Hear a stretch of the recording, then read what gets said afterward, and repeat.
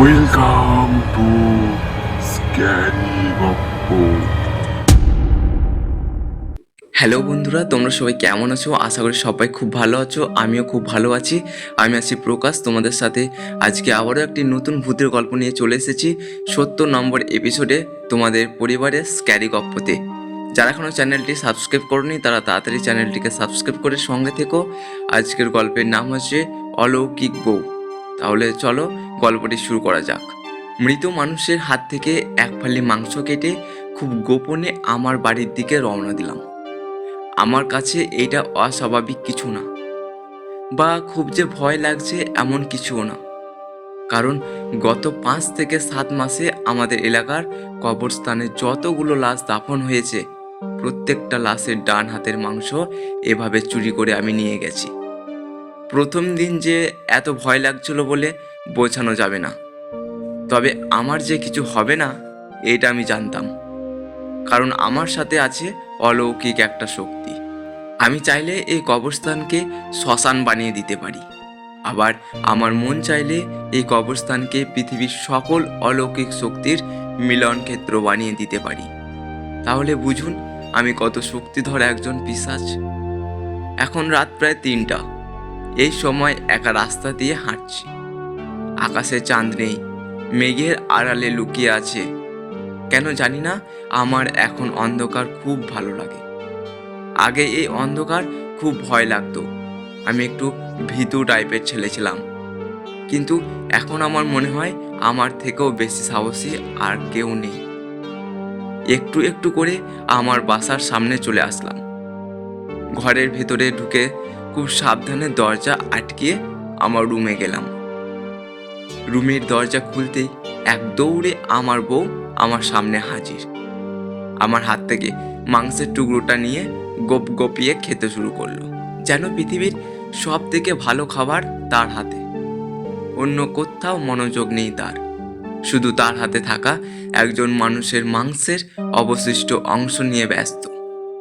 তার খাওয়া প্রায় শেষ, তখনই সে আমার দিকে তাকিয়ে তার রক্ত মাখা মুখে একটা খুব সুন্দর হাসি দিয়ে অবশিষ্ট মাংসের অংশটুকু আমার দিকে এগিয়ে দিয়ে কোকিল কণ্ঠে একটা স্বরে বলল, তুমিও খাও একটু, দেখো তোমার খুব ভালো লাগবে, অনেক মজা এই খাবার। আমি ওর দিকে তাকিয়ে একটা হাসি দিয়ে আমার 2 হাত দিয়ে খুব আলতো করে ওর গালে স্পর্শ করলাম। গালে হাত দিয়ে বললাম, তুমি খাও, জানি না আবার কবে এনে দিতে পারবো, তাই তুমি তৃপ্তি করে খাও। আমার কথায় ওর চোখ দুটো কেমন জানি জ্বলে উঠল, যেন প্রচুর ভালোবাসায় ভরা দুটি চোখ। এত ভালোবাসার মধ্যেও একটু অভিমান লুকিয়ে আছে। অভিমানী মুখ নিয়ে খুব সাবধানে এক টুকরো মাংস সে একটা ধারালো ছুরি দিয়ে কাটলো। তারপর ও নিজেই ওর হাত দিয়ে আমার মুখের সামনে তুলে ধরলো।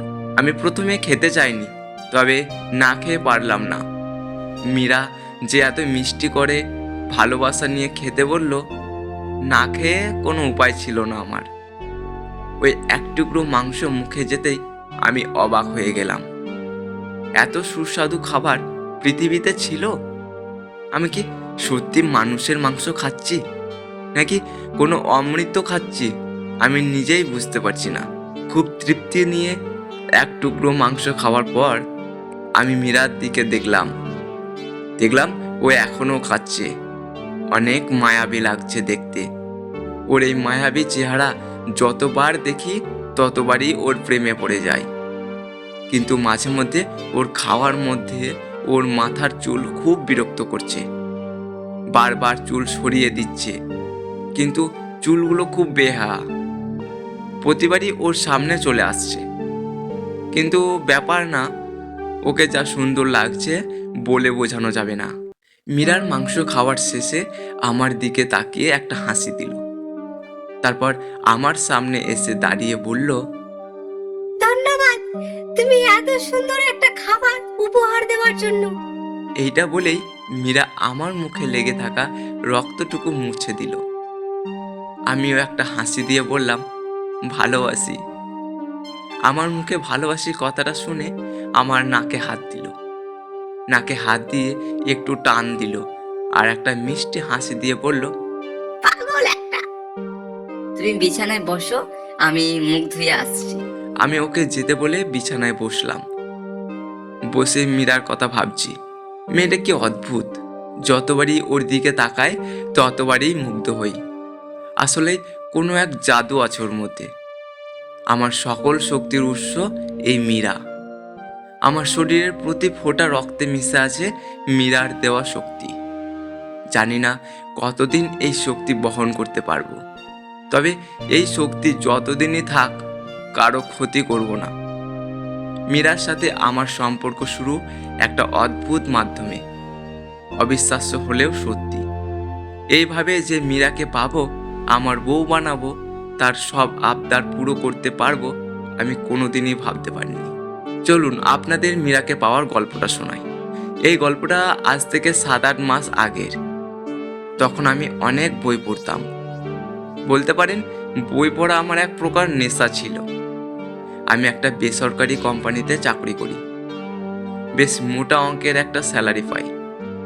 সেই সময় সারাদিন কাজ করতাম আর রাত্রে প্রায় 12টা পর্যন্ত গল্পের বই পড়তাম।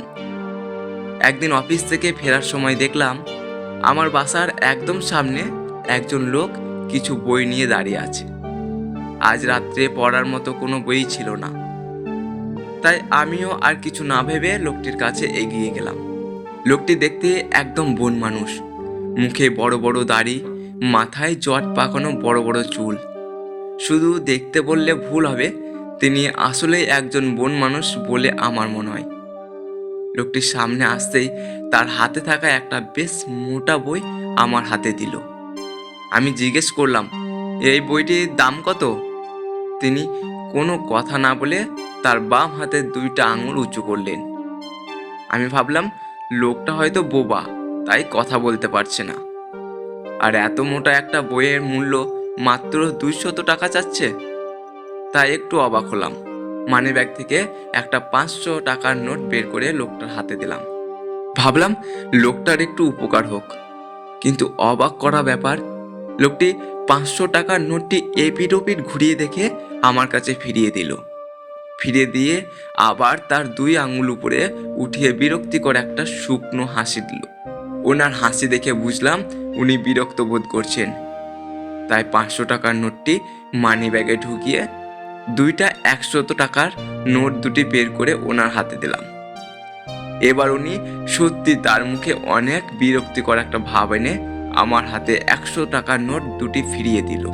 তারপর তার কাঁধের ব্যাগের ভেতর থেকে কিছু একটা বের করলো। প্রথমে আমি চিনতে পারিনি, তবে খুব ভালো করে দেখার পর চিনলাম তার হাতে ছিল 1 টাকার 2টি নোট। খুব অবাক হলাম, এত মোটা বইয়ের দাম শুধুমাত্র 2 টাকা। আমার বাসায় 1 টাকা নোট আছে, তাই ওনার হাতে বইটি দিয়ে একটু অপেক্ষা করতে বললাম। উনি একটা মিষ্টি হাসি দিলেন। তারপর আমার বাসায় থেকে খুঁজে খুব কষ্টে 1 টাকার 2টি নোট নিয়ে আসলাম। এসে দেখলাম উনি দাঁড়িয়ে ঘুমিয়ে গেছেন, তাই ওনার কাঁধে হাত দিলাম। কাঁধে হাত দিতেই অবাক হয়ে গেলাম। আসলে এমন মানুষ কি সত্যি পৃথিবীতে হয়? ওনার শরীর একদম ঠান্ডা আর শরীরে মাংস নেই বললেই চলে। ওনার গায়ে হাত দিতে উনি চমকে উঠলেন। চমকে উঠে আমার থেকে একটু দূরে সরে গেলেন। তারপর রাগী চোখ নিয়ে আমার দিকে তার হাত বাড়িয়ে দিয়ে বললেন। আমিও ওনার হাতে টাকাটা বইটি ধরিয়ে দিলাম। উনি একটা হাসি দিয়ে আমাকে চলে যেতে বললেন। আমি পিছনে ঘুরে চলে যাচ্ছি, তখনই অদ্ভুত একটা চিকন গলা শুনলাম। আমাকে কেউ একজন দাঁড়াতে বললেন। পিছনে তাকিয়ে দেখি সেই লোকটি হাসছে।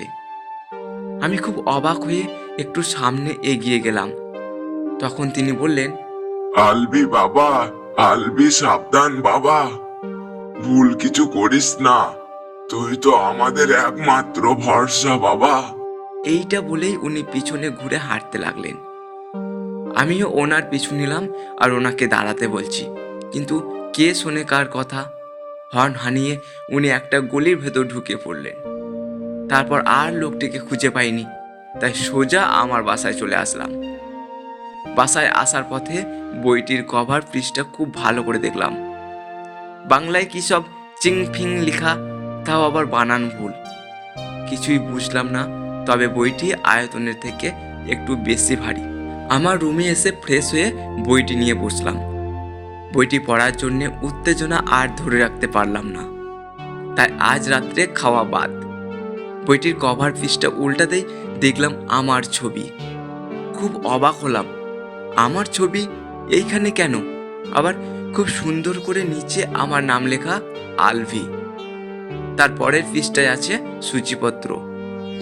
প্রায় কয়েক হাজার পৃষ্ঠাকে কেন্দ্র করে এই সূচিপত্র। সূচিপত্র শেষ করতে কারেন্ট চলে গেল। খুব বিরক্তি নিয়ে মোবাইলের আলো দিয়ে একটা মোমবাতি খুঁজে বের করলাম। মোমবাতির আলোতে লেখাগুলো ঝকঝক করছে। একটু পরে দেখলাম মোমবাতি অস্বাভাবিকভাবে জ্বলছে, মনে হচ্ছে একটা আগুনের গোলা। তারপরেই বুঝতে পারলাম আমার হাতের বইটি অনেক গরম হয়ে গেছে। একটু পরেই বই থেকে অনেক ধোঁয়া বের হয়। আমার রুম একদম ভর্তি হয়ে গেল, কিছুই দেখা যাচ্ছে না। তবে অবাক করা ব্যাপার, এত ধোঁয়ার মধ্যেও আমার একটুও কাশি হচ্ছে না। বেশ কিছুক্ষণ পর ধোঁয়া কমছে। তখন যা দেখলাম তা দেখার জন্য আমি একদম প্রস্তুত ছিলাম না। দেখলাম ফ্লোরে একটা মেয়ে শুয়ে আছে, তবে মেয়েটা একদম উলঙ্গ। মেয়েটির শরীরে কোনো কাপড় নেই, তবে তাকে দেখতে একদম পরী। মেয়েটিকে দেখে যে কোনো পুরুষ পাগল হয়ে যাবে, যে কেউ যে কোনো কিছু করতে প্রস্তুত থাকবে। আসলে মেয়েটি দেখতে একটা পরী, শুধুমাত্র এক জোড়া ডানার অভাব। কি সব ভাবছি আমি, আর আমি এখন কি করব? কি করা উচিত আমার? একটা মেয়ে এখানে অজ্ঞান অবস্থায় পড়ে আছে, তাও আবার নগ্ন। এত কিছু ভেবে লাভ নেই, আগে মেয়েটির সম্মান বাঁচানো উচিত। আমার বিছানায় সবসময় একটা ব্ল্যাঙ্কেট থাকে, তাই যত দ্রুত সম্ভব ব্ল্যাঙ্কেটটি নিয়ে মেয়েটির শরীরে ঢেকে দিলাম। এখন আমি কি ভাবছি, হঠাৎ চোখ পড়ল মেয়েটির মাথার চুলের দিকে। দেখলাম চুলগুলো এলোমেলো অবস্থায় পড়ে আছে, তাই মাথার চুলগুলো আগে খুব যত্নে ব্ল্যাঙ্কেটের উপর রেখে দিলাম। তবে এখন যা মনে হচ্ছে, মেয়েটির মাথার নিচে একটা বালিশ না দিলেই নয়। তাই আমার বিছানা থেকে একটা বালিশ নিয়ে মেয়েটির মাথা একটু উঁচু করে মাথার নিচে দিয়ে দিলাম। বাহ, এখন সব ঠিক আছে, মেয়েটি এখন সেফ। এইটা ভাবতেই মুখে একটু হাসি চলে আসলো। হঠাৎ মেয়েটির মুখের দিকে চোখ পড়ে গেল। এখন খুব গভীর থেকে মেয়েটির মুখ দেখলাম। দেখতে অনেক মায়াবী, আর তার সাথে পাগল করা চেহারা। আমি যে মেয়েটির প্রেমে পড়ে গেছি এইটা বলাই যায়। একটু একটু করে মেয়েটির সামনে এগিয়ে গেলাম। মেয়েটির মুখের সামনে এসে হাঁটু গেড়ে বসলাম। বাহ, সৃষ্টিকর্তার এইটা কেমন সৃষ্টি! একবার দেখলে চোখ ফেরাতে মন চায় না। কতক্ষণ মেয়েটির মুখের দিকে তাকিয়ে আছি আমি জানি না। একটু পরেই মাথায় এলো, আরে মেয়েটার মুখে জলের ঝাপটা দিয়ে হয়নি, একবার চেষ্টা করে দেখি। এইটা ভেবে একটা গ্লাসে করে জল নিয়ে আসলাম। মেয়েটার মুখে কয়েকবার জলের ঝাপটা দিলাম, কিন্তু কোনো কাজ হলো না। একটু পরেই বুঝলাম মেয়েটা আসলে ঘুমাচ্ছে, তাই আর ঘুম নষ্ট করলাম না। মোমবাতি প্রায় নিভু নিভু অবস্থা, তাই আরও একটা মোমবাতি জ্বালিয়ে টেবিলের উপর রাখলাম। মোমবাতি রাখার সময় লক্ষ্য করলাম মোমবাতির আলোতে বইটি আগের মতোই জ্বলছে। তাই খুব আগ্রহ নিয়ে আবার বইটি খুললাম। সূচিপত্রের পর দেখলাম কিছু একটা লেখা আছে, তবে কিছুই বোঝা যাচ্ছে না। ওই পৃষ্ঠার পরেই পুরো বইটার 20 থেকে 30টি মতো পৃষ্ঠা উল্টিয়ে পাল্টিয়ে দেখলাম, কিছুই বুঝছি না। হঠাৎ আবার আমার মনোযোগ এই মেয়েটির দিকে চলে গেল। আমি কি এটা স্বপ্ন দেখছি? এটা ভাবতে ভাবতে বিছানায় শুলাম। গায়ে চিমটি কেটে দেখলাম, না, এটাই বাস্তব। তাহলে মেয়েটি এখানে কিভাবে এলো? কে এই মেয়ে?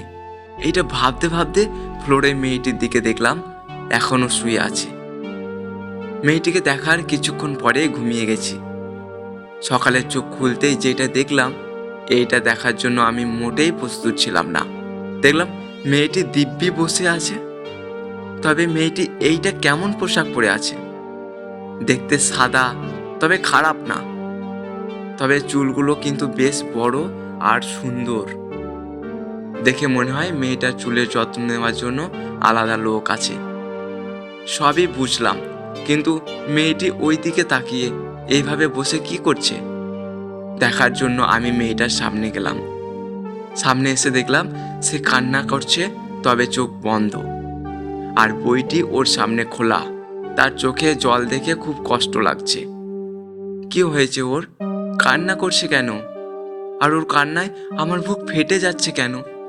আমি তো যথাসাধ্য চেষ্টা করেছি ওকে সুরক্ষিত রাখতে। কি হয়েছে এইটা জানার জন্য একটু নরম গলায় বললাম, কি হয়েছে আপনার? আপনি এভাবে কান্না করছেন কেন? আমার কথার কোনো উত্তর না দিয়ে চোখ বন্ধ করে কান্না করেই চলেছে। এখনো চোখ খোলেনি। তবে অনেকবার জিজ্ঞাসা করার পর তিনি একটু নড়ে উঠলেন। তারপর চোখ খুললেন।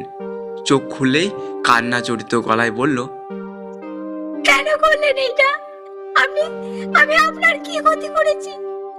আমাকে এত বড় শাস্তি কেন দিলেন? আমি বললাম, কি দোষ আমার? কি করেছি? সে একটু চুপ থেকে যা বলল, এইটা শোনার পর আমার এইটা স্বপ্ন বলেই মনে হচ্ছে।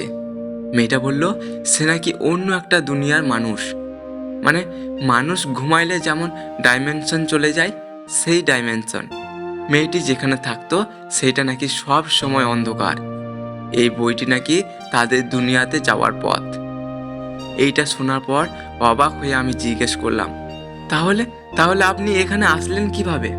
সে কান্না করতে করতে বলল, মোমবাতির আলো এই বইটিতে লেগে আমাদের দুনিয়ার সাথে আপনাদের এই দুনিয়ার আসার একটা পথ তৈরি হয়েছিল। এই পথটি কোথায় যায় এইটা জানার জন্য আমি এখানে চলে আসি। তারপর আপনি আমাকে দেখে ফেলায় আমি আর আমার দুনিয়ায় ফিরে যেতে পারিনি। আর আপনি আমাকে দেখেছিলেন, তাই আমি অজ্ঞান হয়ে গিয়েছিলাম। এইটা বলেই মেয়েটি মুখে হাত দিয়ে কান্না শুরু করে। আমি আবারও জিজ্ঞেস করলাম, আপনি এত সুন্দর করে কথা বলছেন কিভাবে? আর কি করলে আপনি আবার ফিরতে পারবেন? এরপর মেয়েটি সত্যি একটা অদ্ভুত কথা বলল। সে বলল, আমার সকল ভাষা, জ্ঞান, দক্ষতা জাদু করে সে নিয়ে নিয়েছে, আর কিছু অদ্ভুত শক্তি আমার মধ্যে দিয়েছে। এই শক্তি নাকি আমি রাত্রে ছাড়া ব্যবহার করতে পারবো না। এইটা শুনে আমার মুখের কথা বন্ধ হয়ে গেল। খুব অবাক হয়ে শরীরের সব শক্তি একত্র করে আবার জিজ্ঞেস করলাম, তাহলে আপনি আবার কিভাবে ফিরে যেতে পারবেন? সে বলল, জানি না, তবে আমার দুনিয়া থেকে আমাকে জানিয়ে দেবে। একটু আগে আমি আমার দুনিয়ার লোকের সাথে যোগাযোগ করেছি। আচ্ছা, এবার এবার বুঝতে পারছি। চোখ বন্ধ করে এইভাবে কান্না করার মানে হচ্ছে মেয়েটি ওর দুনিয়ায় লোকের সাথে কথা বলছিল। সব কিছু শোনার পর ওর নাম জিজ্ঞেস করলাম। ওর নাম শুনে আমি হাসবো নাকি কান্না করব বুঝতে পারছি না। ওর নাম বলল মীরাকুশ্রীলা। ওর নাম শুনে চোখ বড় বড় করে হাসি হাসি মুখ নিয়ে বললাম, হ্যাঁ, এইটা আপনার নাম? মেয়েটি একটা মিষ্টি হেসে মাথা নিচু করলো। তারপর আমি বললাম, আপনাকে আমি মীরা বলে ডাকবো? তারপরই কিছুদিন পর মীরার মতামত নিয়ে ওকে বিয়ে করে ফেললাম। বিয়ের পর শুনলাম মাঝে মধ্যে ওরা নাকি মানুষের মাংস খায়, তবে মৃত মানুষের মাংস ছাড়া খায় না। এটা হচ্ছে মীরাকে পাওয়ার ঘটনা। তবে আজও খুব যত্নে বইটি লুকানো আছে। কয়েক মাস সংসার করছি, তবে ওর কোনো ত্রুটি আমি পাইনি। আচ্ছা, অনেক কথা বললেন, তবে মীরা কোথায়? বাথরুম থেকে এখনো আসছে না কেন? এতক্ষণ তো লাগার কথা না। তারপর বাথরুমে গিয়ে যা দেখলাম, এইটা দেখার জন্য আমি মোটেই প্রস্তুত ছিলাম না। এতদিন পর আবার কি হলো এইটা? এইটা দেখার পর আমার চোখ থেকে এক ফোঁটা জল গড়িয়ে নিচে পড়ল। বাথরুমে গিয়ে দেখলাম মীরা নিচে পড়ে আছে, তবে সে অজ্ঞান। মীরা যে অজ্ঞান এইটা স্বাভাবিক, তবে মীরার চোখ দিয়ে অনেক রক্ত বের হচ্ছে। কেন এটা হচ্ছে জানি না, তবে যার জন্য এমনটা হচ্ছে তাকে আমি ছাড়বো না। এক দৌড়ে মীরার কাছে গেলাম। মীরার কাঁধের নিচে আমার বাম হাত দিয়ে উপরে উঠিয়ে ধরলাম। এখন মীরার মাথা আমার বুকের কাছে। আর ডান হাত দিয়ে মীরার চোখের রক্ত মুছিয়ে দিচ্ছি আর মীরাকে ডাকছি। না, কেন সাড়া দিচ্ছে না? মুখে জলে ঝাপটা দিলাম, এবারও কোনো কাজ হয়নি। তাই কোলে তুলে নিলাম আর বিছানায় নিয়ে শুয়ে দিলাম। বাথরুমের হালকা আলোয় যেইটা চোখে পড়েনি এখন সেইটা চোখে পড়ছে। দেখলাম মীরার গলায় আঙুলের দাগ, বেশ মোটা মোটা 5টি আঙুল, খুব সুন্দরভাবে বোঝা যাচ্ছে। আর যেখানে যেখানে আঙুলের দাগ ঠিক সেখানে সেখানে কালো হয়ে গেছে। গলায় গলায় এটা কিসের দাগ এইটা বোঝার জন্য আমি ওই দাগের ওইখানে হাত দিলাম। হাত দিতেই আমি চমকে উঠলাম। দেখলাম মীরার শরীর একদম ঠান্ডা। অন্য কিছু না ভেবে মীরার বুকের বাম পাশে আমার কান দিলাম। কতক্ষণ এভাবে ছিলাম জানি না, তবে আমার চোখের জল যখন আমার বাম গালে একটুখানি জমে গেছে তখন বুঝলাম কিছুই ঠিক নাই। মীরার যে হৃৎপিণ্ড কাজ করছে না এইটা ভেবেই কান্না করছি। তখন মীরার নিথর শরীরটাকে আমার বুকের সাথে জড়িয়ে ধরে শরীরের সব শক্তি দিয়ে একটা চিৎকার দিলাম। বাঁধ ভাঙা চোখের জল দেখলাম আমার চিৎকারের সাথে সাথে কয়েক ফোঁটা জল গাল বেয়ে নিচে পড়ছে। চোখকে আর আটকায়নি, তবে মীরার এই নিথর শরীরটির সাথে আমি একটা ওয়াদা করে ফেলেছি, যেভাবেই হোক আমি মীরাকে ফেরাবো। এটা ভাবতে ভাবতে হঠাৎ মনে পড়লো বইটির কথা। নিশ্চয় ওই বইটির মধ্যে কোনো সমাধান আছে। তাই খুব যত্নে মীরাকে বিছানায় শুয়ে দিলাম। চোখ মুছতে মুছতে লুকানো বইটি বের করলাম। অনুভব করলাম বইটি স্পর্শ করার সাথে সাথে কিছু একটা আমার পিছনে আছে। পিছনে ঘুরে দেখলাম কিচ্ছু না, কিন্তু সেখানে কিছুই নেই। আজ বইটি আগের থেকে অনেক বেশি ভারী। বইটি নিয়ে নিচে বসলাম আর সাথে 3টা মোমবাতি নিলাম। বইটি আমার সামনে রাখলাম আর প্রথম দিন যেভাবে মীরাকে দেখেছিলাম সেভাবে বসলাম। আর মোমবাতি 3টি জ্বালিয়ে আমার ডান পাশে একটা, বাম পাশে একটা আর বইটির সামনে একটা রাখলাম। এবার বইটিতে হাত দিলাম। হাত দিয়ে বইটি খোলার আগে একবার মীরার মুখের দিকে দেখলাম। তখন দেখলাম মীরার মুখ আগের থেকে অনেক কালো হয়ে গেছে। এইটা দেখে খুব কষ্ট আর রাগ হচ্ছে। এইবার চোখ বন্ধ করে বইটির মাঝখান থেকে খুলে ফেললাম। বইটি খোলার সাথে সাথে বুঝতে পারলাম আমি হাওয়ায় ভাসছি। কোনো কিচ্ছু অনুভব করার শক্তি হারিয়ে ফেলেছি আমি। হঠাৎ আমার কাঁধে খুব ব্যথা অনুভব করলাম। কি হচ্ছে এটা দেখার জন্য আমার কাঁধে হাত দিচ্ছি, কিন্তু কোনো অনুভব শক্তি কাজ করছে না। হঠাৎ আর এক সমস্যার সামনে পড়লাম। কে যেন আমার গলায় খুব জোরে চেপে ধরেছে। আমার শ্বাস নেওয়া কঠিন হয়ে পড়ছে। কে এমনটা করছে দেখার জন্য যেই চোখ খুলেছি তখনই অবাক হয়ে গেলাম। দেখলাম আমি জলের মধ্যে দাঁড়িয়ে। যতদূর চোখ যায় শুধু জল আর জল। আমি তো আমার ঘরের মধ্যে ছিলাম, তাহলে এখানে কিভাবে এলাম? এমন অনেক প্রশ্ন মাথার মধ্যে ঘুরছে। নিচে তাকাতে আবার অবাক হয়ে গেলাম। দেখলাম আমি অন্য পোশাক পরে আছি, যেমন পোশাক সেদিন মীরা পরেছিল, একদম সেই পোশাক। মাথার উপর তাকিয়ে দেখলাম নীল আকাশ, একটুকুও মেঘ নেই। আর সামনে যতদূর চোখ যায় শুধু জল আর জল। আর নিচে আমার পায়ের গোড়ালি পর্যন্ত জল। পোশাক দেখে খুব বিরক্তি লাগছে, তাই একটু বিরক্তির ভাব নিয়ে পোশাকটি উঠিয়ে ধরলাম। একদম সাদা, অন্য কোনো রং নেই। কেমন পোশাক পরে আছি এইটা ভাবতে ভাবতে হঠাৎ আমার পিছনে একটা গলা শুনলাম। গলাটা খুব চেনা। পিছনে কে কথা বলল তাকিয়ে দেখলাম আমার থেকে প্রায় কয়েক হাজার মাইল দূরে একজন দাঁড়িয়ে। কে এইটা চেনা যাচ্ছে না, তবে যেখানে লোকটি দাঁড়িয়ে আছে সেখান থেকে একটা আলোর ঝলক এখানে আসছে।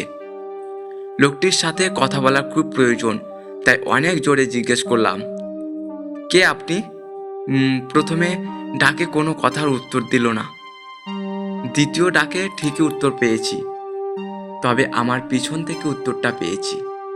এইবার পিছনে ঘুরে অবাক হলাম।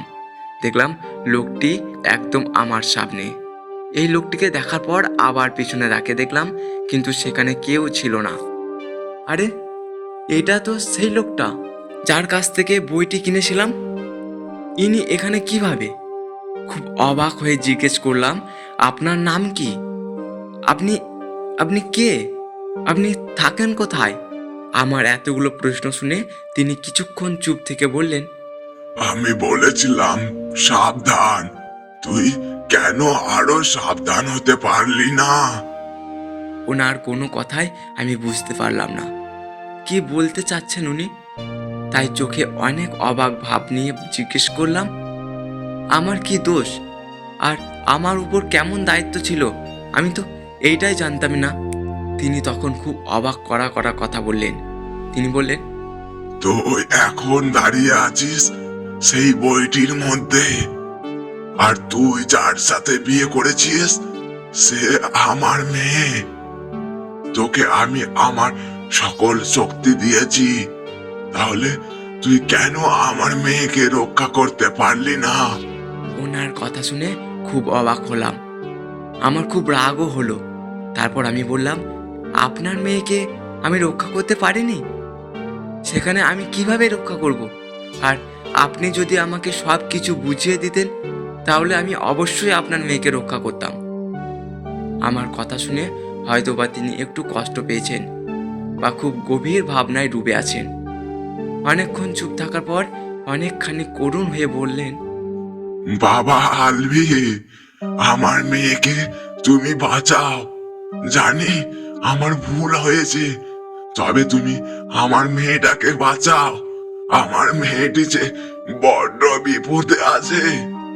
মীরা যে বিপদে, এইটা শোনার পর আমার বুক ধক ধক করে উঠল। খুব অস্থিরতার সাথে জিজ্ঞেস করলাম, কোথায় মীরা?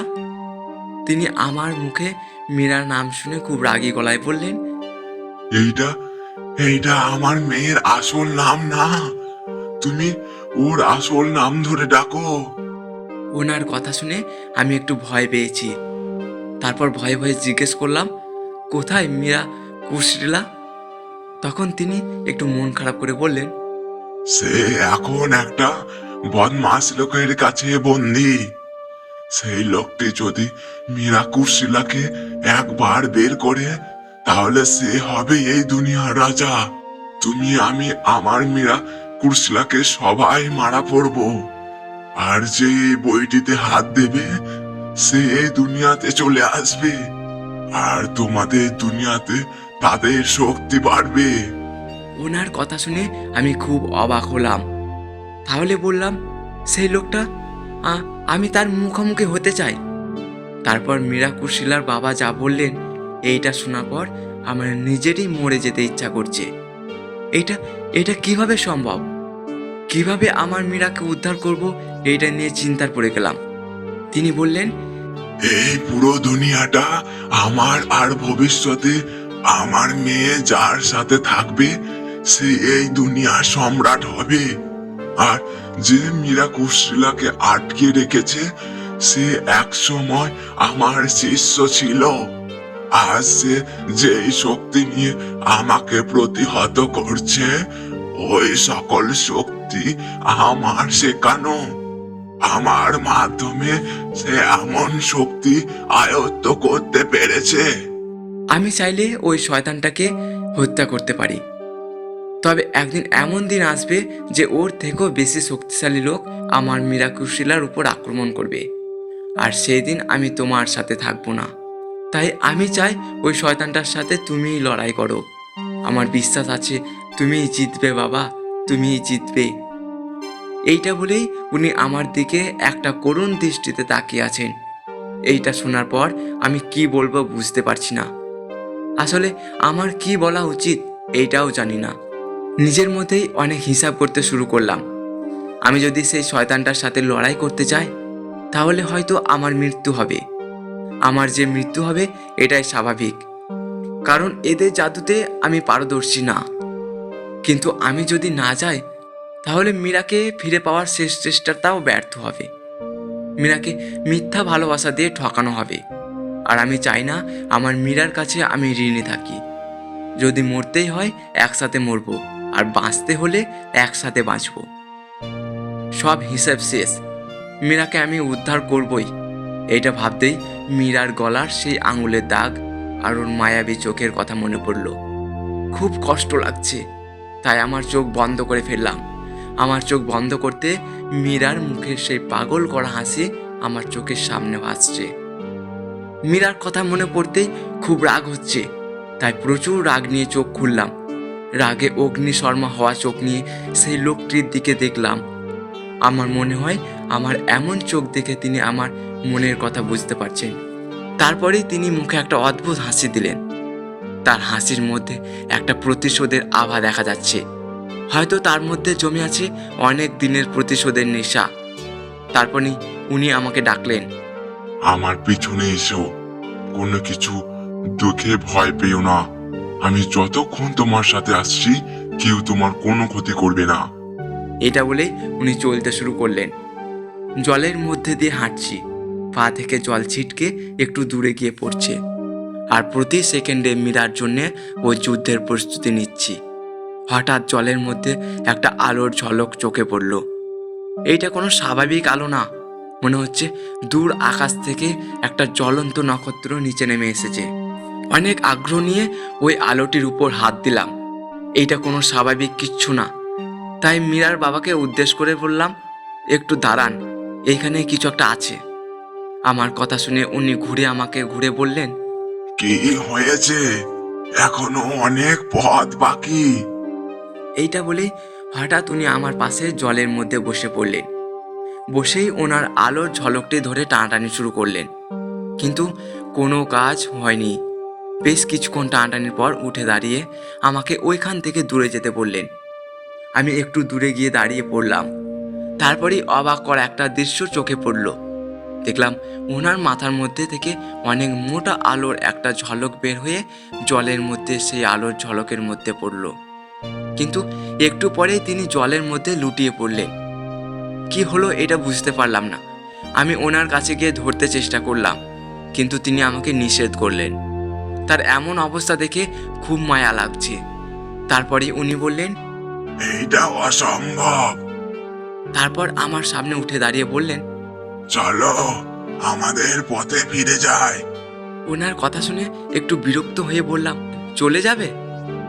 আমি তো চেষ্টা করে দেখলাম না, ওইটা কি, আগে আমি চেষ্টা করি তারপর যাই। এবার উনি বেশ রাগী গলায় বলে, এইটা অসম্ভব। আমি এখানকার রাজা হয়ে যা পারিনি, তুই পারবি কিভাবে? ওনার কথার সম্মান জানিয়ে আমি আমার মাথা নিচু করলাম। তারপরেই উনি চলতে শুরু করলেন। কিন্তু আমি তো হাল ছাড়ার পাত্র না। উনি যাক, আমি একবার চেষ্টা করবই। না, না চেষ্টা করে আমি এখন থেকে যাচ্ছি না। তারপর ওই আলোর ঝলকটির পাশে গিয়ে বসলাম। ওই ঝলকটির প্রথম থেকে শেষ পর্যন্ত হাত দিয়ে অনুভব করলাম। তারপরেই বুঝতে পারলাম অস্বাভাবিক কিছু একটা আছে। তাই ওই অস্বাভাবিক জায়গাটিতে অনেক মজবুত করে ধরলাম আর চোখ বন্ধ করে অনুভব করলাম। এইবার শরীরের সকল শক্তি দিয়ে অনেক জোরে একটা চিৎকার দিয়ে টান দিয়েছি। বুঝলাম কাজ হয়েছে। এইটা যেখানেই হোক এখন আমার হাতে। তখন নিজের অজান্তেই ওইটা মাথার উপর তুলে ধরলাম। চোখ খুলে যা দেখলাম খুব অবাক হলাম। দেখলাম একটা তলোয়ার। স্বাভাবিক লাগছে না, তবে খুব সুন্দর। এই তলোয়ার জলের মধ্যে থেকে তোলার সময় যতটা ভারী লাগছিল, এখন মোটেই এতটা ভারী না। কিন্তু আমার সামনে কিছু দেখা যাচ্ছে না কেন? এতক্ষণ আমার হাত উপরে উঠছিল কেন? এখন ওঠানো আছে, তবে আমার সামনে অনেক ধোঁয়ার ভর্তি। তারপরে আমার হাত নিচে নামিয়ে ধরলাম। এখন সব কিছু দেখা যাচ্ছে। আমার হাত নিচে নামিয়ে ধরতেই সব ধোঁয়া জাদুর মতো কোথাও জানি উধাও হয়ে গেল। ধোঁয়া উধাও হতেই আমার সামনে সব কিছু দেখা যাচ্ছে। সামনে দেখলাম মীরাকুশিলার বাবা আমার সামনে হাত গেড়ে বসে আছে। তার হাত দুটো জোড়া করে উপরে ওঠানো আর মাথাটা নিচু। ওনার এই অবস্থা দেখে তলোয়ারটি নিচে ফেলে দিলাম আর ওনার দুই কাঁধে হাত দিয়ে ওনাকে দাঁড় করালাম। দাঁড় করিয়ে দেখলাম ওনার চোখে জল। তারপর বিনতীভাবে বলছেন, মাফ করুন মহারাজ, আমি আপনাকে চিনতে পারিনি। এইটা বলেই সে কান্না করছে। আমি জিজ্ঞেস করলাম, মহারাজ কি মানে? কে মহারাজ? আমি তো কিছুই বুঝতে পারছি না। আমার কথার উত্তর না দিয়ে বললেন, আগে তলোয়ারটি ওঠান আর চলুন এখন, পরে সব বলবো। এমনি অনেক দেরি হয়ে গেছে, আর বেশি দেরি করা ঠিক হবে না। আমি বললাম, আচ্ছা আচ্ছা চলুন। এইটা বলেই তলোয়ারটি উঠালাম। হাত দিয়ে ধরার সময় গতবারের মতো কঠিন লাগেনি, তবে আমার শরীর অনুভব করতে পারছে এই তলোয়ারের মধ্যে অদ্ভুত কিছু একটা আছে। প্রায় কয়েক ঘন্টা হাঁটার পর উনি বললেন, আমরা নাকি চলে এসেছি, কিন্তু আমার চোখে কিছু পড়ছে না। যত দূর দেখতে পাচ্ছি শুধু জল আর জল। তাই ওনাকে জিজ্ঞেস করলাম, সত্যি কি আমরা চলে এসেছি? কিন্তু আমি তো জল ছাড়া কিছু দেখতে পাচ্ছি না। তারপর উনি চোখ বন্ধ করে ওনার ডান হাতে সোজা করলেন, সোজা করে হাতের মুঠো খুললেন। তখন দেখলেন ওনার হাতের সামনে কিছু একটা আছে, ঘোলা ঘোলা কিছু একটা দেখা যাচ্ছে। তারপর উনি চোখ খুললেন আর আমাকে বললেন, আসুন মহারাজ, আপনার রাজত্বে আপনাকে স্বাগতম। এইটা বলেই উনি ভিতরে চলে গেলেন। আমি কি করব বুঝতে পারছি না, একটু ভয় লাগছে, তবে না ঢুকলে কেমন হয় এইটা ভেবে একটু একটু করে সামনে এগিয়ে গেলাম। পায়ে হেঁটে ঘোলা ওইটার মধ্যে ঢুকে পড়লাম। একটু পর বের হয়ে পড়লাম। বের হতে আমার চোখে একটা ঝলক লাগলো। জানি না কেমন ঝলক, তবে আমার তলোয়ারের মতো না। এখন আমার চোখের সামনে সব কিছু স্পষ্ট। আমি একটা পাহাড়ের মাঝখানে দাঁড়িয়ে আছি আর আমার সামনে বিশাল একটা প্রাসাদ দেখা যাচ্ছে। আর যেই ঝলকটি এলো ওটি প্রাসাদের মাথা থেকে। তবে প্রাসাদে যাবার আগে অনেক বড় একটা ফাঁকা ময়দান পড়ে হতে হবে। প্রাসাদটি দেখে আমি অবাক হয়ে গেছি। আসলে এত বড় আর সুন্দর কি কিছু হতে পারে? তবে মীরাকে দেখে যতটা অবাক হয়েছিলাম তার থেকে অনেক কম অবাক হয়েছি। আমি যে অবাক হয়ে দাঁড়িয়ে আছি এইটা দেখে মীরার বাবা একটু বললেন, এটা তো অবাক হওয়ার শুরু, এখনো অনেক কিছু আছে যা দেখে আপনার বাকশক্তি হারিয়ে যাবে। ওনার কথা শুনে বললাম, এখনই আমার বাকশক্তি হারিয়ে গেছে। আসলে এত সুন্দর কিছু যে দেখতে পাবো এটা আমি স্বপ্নেও ভাবতে পারিনি। এইটা বলেই ওনার পিছে গেলাম। ওখানে কিছু একটা আছে, এইটা দেখেই বললাম, কে ওখানে? কোনো উত্তর পেলাম না। আরও কয়েকবার জিজ্ঞেস করলাম, কিন্তু কোনো উত্তর পাইনি। তারপরেই মীরার বাবা খুব অবাক করা একটা কথা বললেন, সৃষ্টিকর্তা রক্ষা করুন। আমি ওনার কথা শুনে খুব অবাক হলাম। তারপরেই অনেক দূর দেখলাম অদ্ভুত কিছু প্রাণী আমাদের দিকে আসছে। ওইটা দেখার পর আমি জিজ্ঞেস করলাম, কি কি ওইগুলো? উনি বললেন, এই প্রাসাদের রক্ষা কর্মী, ওদের ধ্বংস না করে আমরা প্রাসাদে যেতে পারবো না, আর ওদের ধ্বংস করা অসম্ভব। ইতিহাসে ওদের সাথে অনেক বীর যুদ্ধে গেছে, কিন্তু কেউ ওদের হারাতে পারেনি। তবে যদি একবার ওরা কারো কাছে মাথা নত করে, তবে ওরা তার গোলাম হয়ে যাবে। ওনার মুখে এমন কথা শুনে খুব ভয় লাগছে। তারপরেই লক্ষ্য করলাম পায়ের নিচের মাটি কাঁপছে, যেন ভূমিকম্প হচ্ছে। তারপরে আবার লক্ষ্য করলাম আমার হাতের তলোয়ারটি একটু জলে আবার নিভে গেল। এইটা দেখে খুব অবাক হলাম। তারপরে আবার অবাক হলাম আরও একটা জিনিস দেখে। সেটা হচ্ছে তলোয়ারের থেকে আমার পুরো হাত লোহার বর্মে আটকে আছে। একটু পরে দেখলাম আমার পুরো শরীর এক প্রকার লোহায় আটকানো। আমার কেমন অবস্থা উনি এখনো দেখেননি। উনি এখন যুদ্ধের জন্য প্রস্তুতি নিচ্ছেন। উনি প্রসাদের রক্ষাকর্মীগুলোর দিকে তাকিয়ে আছেন। আমিও ওদের দেখলাম। ওরা দেখতে অদ্ভুত, পায়ের নিচ থেকে পেট পর্যন্ত দেখতে মহিষের মতো, আর তারা উপরে কিছুটা শকুনের মতো। তবে মানুষের মতো অস্ত্র আছে, আবার শকুনের মতো ডানাও আছে। ওদের দেখতে খুব অদ্ভুত। একটু পর বিকট একটা শব্দে চোখ খুললাম। চোখ খুলে তলোয়ারটি নিচে নামিয়ে ধরলাম। নিচে নামতে যা দেখলাম আমি পুরো শেষ। এইটা আমি মোটেও আশা করিনি। এই এমনটা যে হবে আমি মোটেও কল্পনা করিনি। এইটা দেখার পর আমি হা হয়ে গেলাম আর মনে মনে ভাবছি এইটা কিভাবে সম্ভব। দেখলাম ওই অদ্ভুত আকৃতির জীবগুলো আমার সামনে মাথা নত করে দাঁড়িয়ে আছে।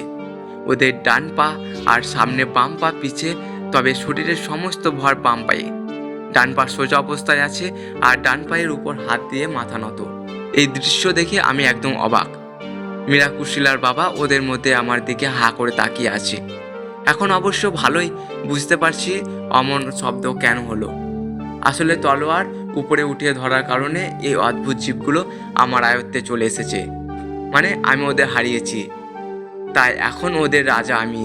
আর ওরা যে আমার কাছে হেরে গেছে এটা সব এই তলোয়ারের জন্য। হয়তো তলোয়ার থেকে কোনো শক্তি ওদের হার মানতে বাধ্য করছে, তাই এমন শব্দ হয়েছে। আমার হাতে তলোয়ারটি এখন আগুনের শিকার মতো জ্বলছে। তলোয়ারটি হাতে নিয়ে ওদের সামনে দাঁড়িয়ে থাকতে অনেক ভালো লাগছে। একটু পর আমি হাতের ইশারা দিয়ে উঠে ওদের উঠতে বললাম। ওই অদ্ভুত জীবগুলো আমার কথা মতো উঠে দাঁড়িয়ে পড়লো। তখনই মীরা কিশুলার বাবা এক দৌড়ে আমার কাছে চলে আসলো। তিনি আমাকে জড়িয়ে ধরে কান্না জড়িত গলায় বললেন, ওই শয়তানের কাছ থেকে আমার মেয়েকে উদ্ধার করতে আর কেউ আটকাতে পারবে না। আমিও সান্ত্বনা স্বরূপ ওনাকে আলতো করে জড়িয়ে ধরে বললাম, আমাদেরই জয় হবে। এইটা বলেই একটা রাগী চোখ নিয়ে দূরের ওই প্রাসাদের দিকে দেখলাম। অদ্ভুত ওই জীবগুলোকে তাদের আগের জায়গায় ফিরে যেতে বলে আমরা প্রাসাদের দিকে হাঁটছি। আমার প্রতি পদক্ষেপ মনে পড়ছে মীরার কিছু স্মৃতি, ওর সাথে কথা বলা, ঝগড়া করা, কাঁচা মাংস এনে দেওয়া, সব কিছু। হঠাৎ একটু পর মীরার বাবা বলে উঠলেন, আমি 80 বছর যাবৎ এখানে রাজত্ব করছি। আমার 5 ছেলে আর 1 মেয়ে। মেয়েটা সবার ছোট। আমার আমার সকল সন্তানকে ওই শয়তানটা মেরেছে। আমি ভাবতাম সে আমার বন্ধুর মতো, কিন্তু না, আমি ভুল ছিলাম। সে একটু একটু করে আমার সকল জাদু আয়ত্ত করে আর এক সময় আমার বিরুদ্ধে এসে দাঁড়ায়। সেদিন আপনার কাছে সেই বইটি দিয়ে আসি। ওই দিন যদি বইটি না খুলতেন, তাহলে আমার মীরা কিশুকলা আজ জীবিত থাকতো না। ওই শয়তানটা রাজ্য পাবার লোভে কাউকে ছাড়বে না। এইটা বলে উনি পথ চলা থামিয়ে আমার দিকে ঘুরে দাঁড়ালেন। আমি জানি এখন আমার কি বলা উচিত আর কি করা উচিত, তাই আমার বাম হাত ওনার কাঁধের উপর দিয়ে বললাম, আমি প্রতিশোধ নেবই। মীরা কুশিলার প্রাণহীন শরীর চুইয়ে শপথ করে এসেছে, আমি এর প্রতিশোধ নিব। তারপরে খেয়াল করলাম উনি মাথা নিচু করলেন। ওনার চোখ থেকে এক ফোঁটা জল নিচে গড়িয়ে পড়ল। তারপর উনি আমার হাতের উপর হাত দিয়ে বললেন, অবশ্যই আপনার প্রতি আমার বিশ্বাস আছে। এটা বলেই উনি হাঁটতে শুরু করলেন। কিন্তু আমি ওনার পিছনে না হেঁটে ওই জায়গায় দাঁড়িয়ে থেকে জিজ্ঞেস করলাম, আচ্ছা, এই তলোয়ার সম্পর্কে কিছু বলেন। তখন উনি পথ চলা থামিয়ে আবার পিছনে এসে আমার মুখোমুখি দেখলেন। কোনো কথা বলছেন না, এক দৃষ্টিতে আমার চোখের দিকে তাকিয়ে আছেন। এই লোকটি আসলে অনেক অদ্ভুত। মুখ ভর্তি সাদা দাড়ি আর মাথা ভর্তি সাদা চুল, সাথে সাদা পোশাক আছে, সব মিলিয়ে একদম অন্যরকম একটা মানুষ। তারপরেই উনি বলতে শুরু করলেন, এই তলোয়ারের ইতিহাস এখন থেকে প্রায় 6 লক্ষ বছর আগের ঘটনা। এই জাদুর সাম্রাজ্য তৈরি করেন একজন পিশাচ। সে কিন্তু একজন মেয়ে, আর সে এই সাম্রাজ্য তৈরি করে তার স্বামীকে উদ্দেশ্য করে। তার স্বামী ছিলেন একজন খুব বড় পিশাচ। সে চাইলে যুগ যুগান্তর ঘুরতে পারত, কিন্তু তার অকাল মৃত্যু হয়। এই মৃত্যুর শোকে তিনি তৈরি করেন এই রাজ্য। তারপরে শরীরের সকল শক্তি একত্র করে আবার অনেক জোরে একটা চিৎকার করলাম। আমি বুঝতে পারলাম আমার এক চিৎকারে আকাশে কেমন একটা ঝড় ওঠার মতো শব্দ হয়েছে। আমার হাতে তলোয়ারটি দিয়ে আগুনের গোলা বের হচ্ছে। তারপর প্রসাদের দিকে হাঁটছি, এমন সময় লক্ষ্য করলাম দৌড়ে কিছু লোক আমার দিকে আসছে। ওদের চিৎকার আমার কানে আসছে, তবুও চুপ করে আমি ওইখানে দাঁড়িয়ে রইলাম। যখন ওরার আমার থেকে কয়েক হাত দূরে, তখনই আমার 2 হাত দিয়ে তলোয়ারটি চেপে ধরলাম। অলৌকিক একটা ব্যাপার ঘটলো। দেখলাম তলোয়ারের থেকে একটা আলোর শিখা বের হচ্ছে, আর ওরা সবাই অনেক ধীর হয়ে গেছে। তখন আমি 2 হাত দিয়ে তলোয়ারটি চেপে ধরে ওদের দিকে দৌড় দিলাম। তারপরে মীরার বাবা বললেন, তুমি সফল হয়েছো বাবা। আমি যদি তোমাকে বাঁচাই না করতাম, তাহলে জানি না আজ কি হতো। এইটা বলেই উনি বললেন, তুমি এখন ফিরে যাও, প্রয়োজন হলে আমি তোমাকে ডাক দেব। আমি তখন বললাম, কিভাবে ফিরবো? আমার কি ওখানে যাওয়া লাগবে? তিনি বললেন, মোটেও না, তুমি এখানে বসো আর বইটির কথা মনে করো। আমি তখন তলোয়ারটি পাশে রেখে এইভাবে বসলাম। আবার সে আগের মতো অনুভূতি, আমি হাওয়ায় ভাসছি, কাঁধের কাছে একটা ছোট্ট ব্যথা। তারপরেই খেয়াল করলাম আমার মুখে জল, তাই খুব তাড়াতাড়ি চোখ খুললাম। চোখ খুলে দেখি মীরা আমার পাশে বসে কান্না করছে, আর ওর হাতে জলের গ্লাস। আমার চোখ খুলতে মীরা কান্না করে খুব শক্ত করে আমাকে জড়িয়ে ধরে বলল, ভালোবাসি। বাথরুম থেকে এসে দেখি তুমি অজ্ঞান অবস্থায় শুয়ে আছো। জানো, খুব ভয় লাগছিল। তারপরেই মীরার কিচ্ছু মনে নেই। তখন আমি মীরাকে খুব শক্ত করে জড়িয়ে ধরলাম, যেন মীরা আমার শরীরের সাথে মিশে আছে। তারপর একটু আলতো স্বরে বললাম, তোমার জন্য সব করতে পারি, খুব ভালোবাসি তোমায়। আজকের এই গল্পটা তোমাদের কেমন লেগেছে অবশ্যই তোমরা কমেন্ট করে জানিও, আর একটা লাইক করে চ্যানেলটিকে সাবস্ক্রাইব করে সঙ্গে থেকো পরবর্তী গল্প শোনার জন্য। আর তোমরাও গল্প লিখে পাঠাতে পারো, ডেসক্রিপশন বক্সে মেল আইডি দেওয়া আছে, সেখানে তোমরা মেল করে দিও। দেখা হচ্ছে তোমাদের সাথে পরবর্তী একটা গল্পে।